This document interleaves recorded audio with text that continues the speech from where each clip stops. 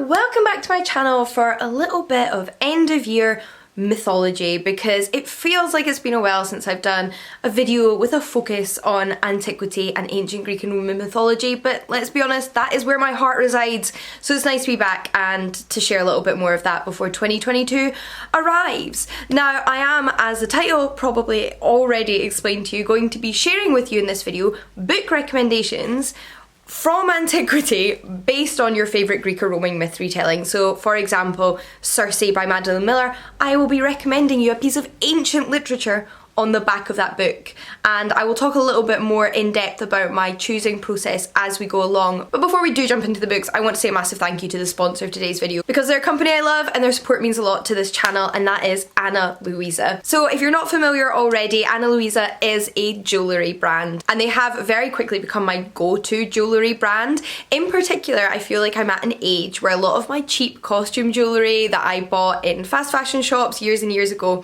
has really started to degrade. So I have steadily been sort of replacing the pieces in my collection with much nicer quality and much longer lasting pieces of jewellery like those from Ana Luisa, because that's their focus. Their focus is creating pieces that you will have for a lifetime and that you will wear for a lifetime. They're timeless pieces, and they are also largely made out of recycled metals, which is obviously incredible because it uses what is already in existence.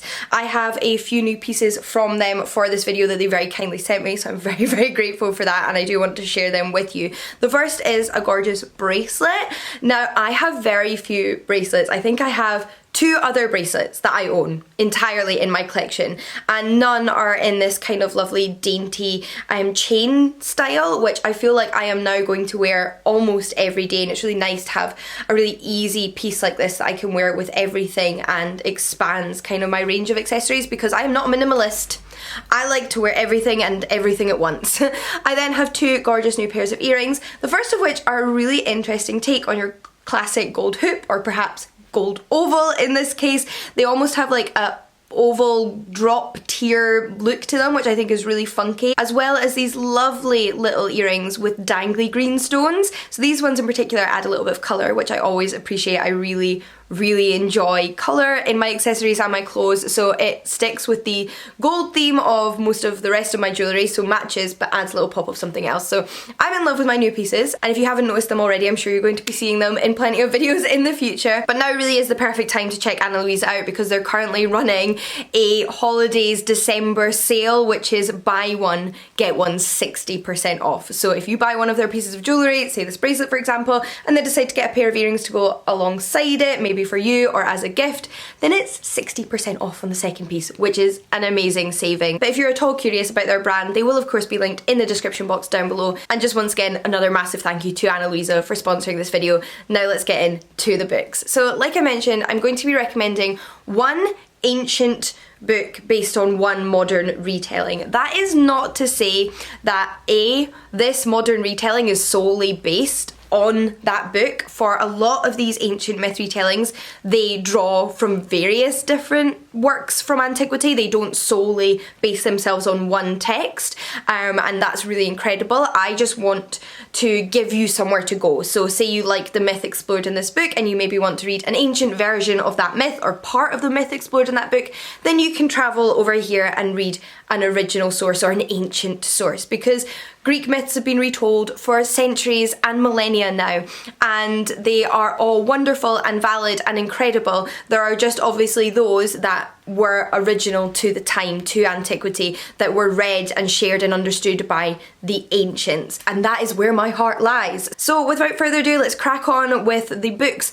recommended off the base of some of your favourite and popular ancient Greek and Roman myth retellings. So let's start with a more recent release, because this is one you might not have seen around as much or might not have seen as many ancient myth recommendations based on, and that's Ariadne by Jennifer Saint. This one is obviously a retelling of the myth of Ariadne. So Ariadne was the princess of Crete. She was the daughter of King Minos and the half sibling of the Minotaur, and she is the princess whom helps Theseus escaped the labyrinth. I'll say no more in case you don't want any more spoilers, but that's the basis of the myth and one of her major roles in mythology. But a lot more than that happens to her and in her life, and of course you can read this wonderful reimagining of her entire narrative in one place, which is wonderful. But if you have read and enjoyed this and want to check out something ancient, then my recommendation is actually a little bit of a lesser known one, at least I think in the mainstream literature world, and that is Ovid's Heroids. So this is actually a collection of letters composed by Ovid from the perspective of Greek mythological figures. So, relevant in particular to Ariadne is Ovid's imagining of Ariadne writing a letter to Theseus. Now, their love affair doesn't always go as smoothly as one might hope or one might predict when they first encounter one another, and this is Ariadne looking back at her time with Theseus, responding to the events that happened with Theseus and expressing all of her raw emotions. And it is such a fascinating idea. There's something in particular about Ovid's Heroids I've always been drawn to, because I guess it feels a little bit like one of the earliest retellings. Now, Greek myths were in many ways retold and retold and retold, but this is so explicitly Ovid putting his literary voice to a mythological character. This isn't really Ovid saying this is exactly what happened. This is him imagining what she might have felt and what she might have said.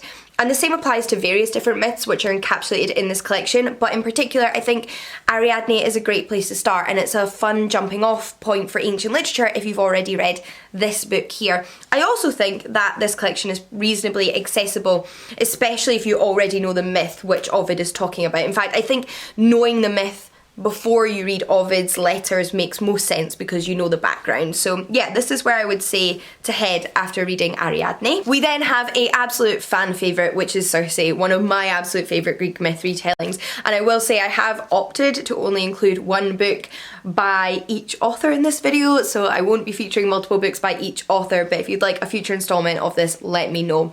This again is pretty self-explanatory from the title. It's a retelling of the myth of Cersei, who was a Greek goddess as well as a witch who is sent into exile because of something she does early on in her story, to live alone on the island of Aea for centuries and centuries and millennia, because she is of course immortal.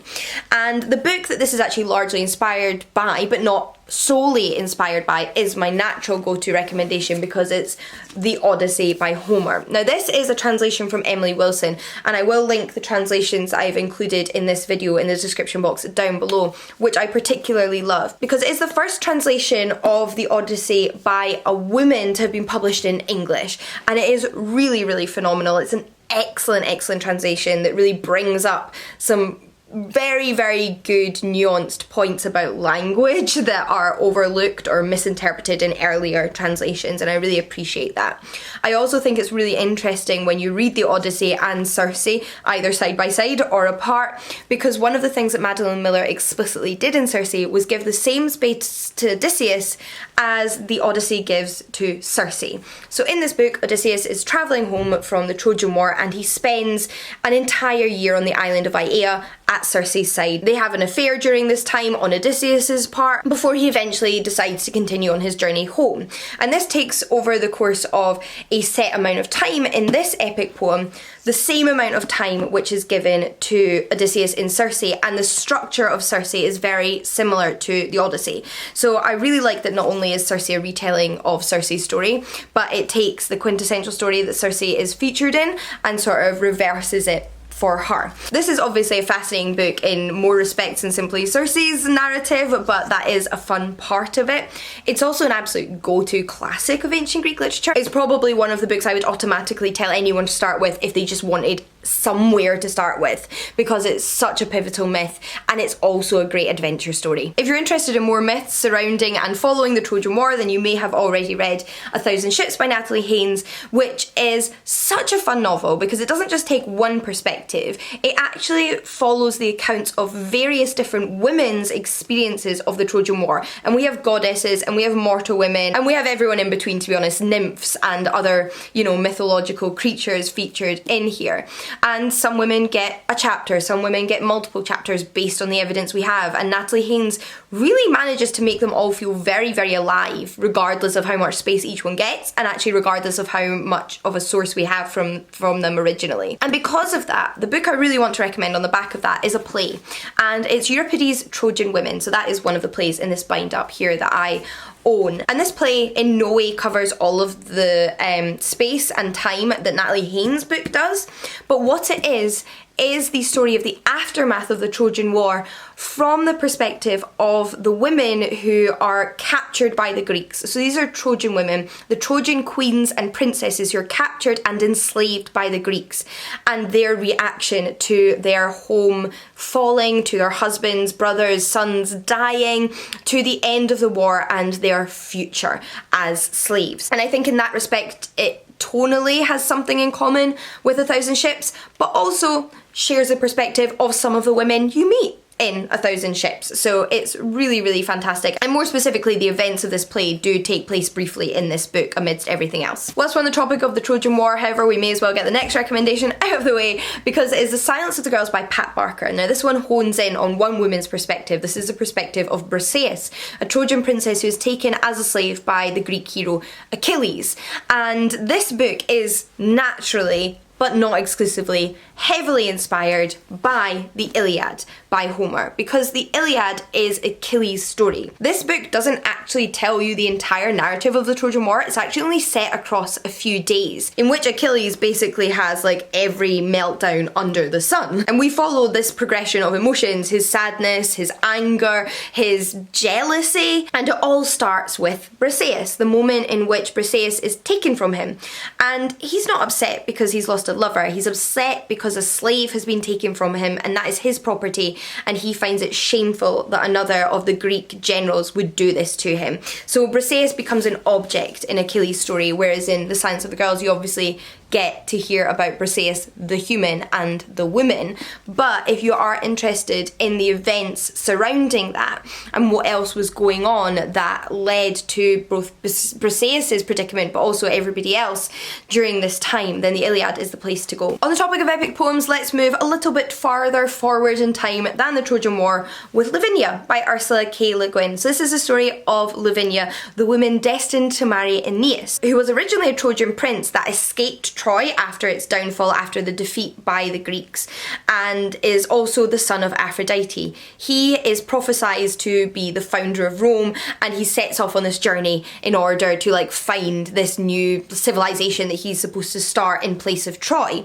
And of course Lavinia, like I mentioned, is destined to be his wife, which is of course inspired by the story of Aeneas in the Aeneid by Virgil. So in this book you definitely hear a lot less about Lavinia than you do in her own narrative, which Ursula K. Le Guin brings to life, but this is where the basis for that story comes from. And this is Aeneas' journey from Troy, and this is in a lot of ways like the Roman equivalent of Homer's Iliad for readers at the time. Is an incredibly pivotal piece of Latin literature which recounts a very important myth to the Romans and is well worth checking out if that's something you're interested in. We then have a graphic novel, which is Lore Olympus by Rachel Smythe. So this started as a webtoon but has recently been bound up into a compendium and published as a whole chunky graphic novel, which is such fun for people who are already fans of the graphic novel, but also for new readers who would prefer a physical copy. And this one is actually all about Hades and Persephone. Now, my recommendation may not necessarily be for those of you who want the kind of mirage of Hades and Persephone being a consensual, lovely love story smashed, because it's not. Like, there's a lot of Hades and Persephone retellings which decide to take the romantic route for that couple, whereas it's very much a story of abduction and non-consent in the ancient versions. But I think you can still enjoy your modern retellings which change things, which just create an almost new story with recognisable characters, and still read the versions that the ancients enjoyed and read and incorporated into their lives. Both can exist, and I think in a way it's really important to understand both and to understand the original, even if you prefer the new version. So for that reason I wanted to recommend the Homeric Hymn to Demeter. So this here is a collection of the Homeric hymns, which are hymns to the gods, not actually written by Homer, but were at one point attributed to him, so we just still call them the Homeric hymns, which is a phenomenon in classics which, you know, you get used to the more you read. But one of those is of course the Homeric Hymn to Demeter, which is the oldest source we have for the abduction of Persephone by Hades, and it very much tells the story of how he takes her away from her mother, how she's trapped in the underworld, how she and Demeter wish to be reunited with one another, how Zeus becomes involved in this narrative, and then how eventually they decide on this kind of like in-between bargain once Hades tricks Persephone into eating the pomegranate seeds. And it's a really important early source for this myth, and it's also a really interesting collection as a whole. Like, if you're going to pick up this collection, read them all. It's such fun insight into ancient Greek mythology and the ancient Greek gods. But of course, if you're interested in Hades and Persephone in particular, why not check out the oldest version we have of their tale? We then have a retelling which is very different from the original because it's actually set in the modern day, and that is Homefire by Camilla Shamsie, which is a retelling of the story of Antigone, the daughter of Oedipus and Jocasta, and her siblings, but told from the perspective of sisters living in the modern world. It's an absolutely fantastical and creative reimagining, and if you've read it and enjoyed it, then why not check out the original, the OG, Antigone by Sophocles. So Antigone by Sophocles is the play which provides one of the most like meaty original sources for this myth. I mean, all of these myths are recounted in multiple places, but if you just want like one sort of full narrative version to check out as a newbie to this genre, then Antigone is a place to go. It's another play which actually gets recommended for a lot of people to start with when it comes to the tragic genre. A lot of people read it as their first, you know, venture into ancient literature, so it's also maybe a good one to check out for that reason. Again, it's the story of Antigone in the aftermath of her brother's death, when she's trying to fight for them to have a proper burial, but her uncle, the new king, is refusing, and basically like her campaign to have them buried properly. Then last but not least, let's return to another new release, and that is Medusa by Jessie Burton, another one where the title's pretty self-explanatory. This is a retelling of the story of Medusa, the woman slash gorgon with the snakes in her hair who can turn men to stone by looking at them. Now, the version of Medusa in this story is very much inspired by that of Ovid's Metamorphosis, although not exclusively, as I've said a million times in this video. But if this is the version you'd like to read an in-depth ancient source for, then Ovid's Metamorphosis is the place to go. This is very much the best source for the version of Medusa's life, where she is attacked by Poseidon and then is punished by Athena. We do have earlier sources like Hesiod which mention that Poseidon takes Medusa and then she is cursed, but in those versions she was already a gorgon, and then there are versions where she is just a gorgon and Poseidon plays no part in that story. But as Jessie Burton's Medusa follows the events where Poseidon attacks Medusa, then I think this is the place that you want to go. This book in general deals a lot with sexual violence and myth, and has a lot of myths about sexual violence in here, so that is obviously something to be aware of before you pick it up. But it's also a really like meaty compendium of mythology involving transformation, aka metamorphosis. So those are my recommendations for this video. Like I mentioned, if you'd like more, then just let me know what your favourite Greek myth retelling is, and I can compile a new list and feature that in the next video. I'd be more than happy to do that. If you're also interested in just finding more Greek and Roman myth retellings to read yourself, I actually have this whole database on my website that I know some people are aware of, but then whenever I point it out, I always have someone new saying, I didn't know about this, and it's exactly what I was looking for. So please do go check that out, because on that database I have more than 100 Greek and Roman myth retellings compiled, including keys for like genre and age range, and it includes which myth they are retellings of. Plus, if you're just interested in Greek literature in general, I have a video on where to start with ancient Greek literature, which I'll link down below, and I plan on doing one of those for the Romans, so you know, stay tuned. And I run a podcast called That's Ancient History. I mean, I have to mention all the things whilst you're here, so yeah, all of that will be linked down below, as will of course the sponsor of today's video, Anna Louisa, who, you know, I'm just feeling very glamorous wearing in this video, and I will not be taking these off for the rest of the year. So thank you once again to them, do check them out, and I will see you all again in the next one. Bye everyone!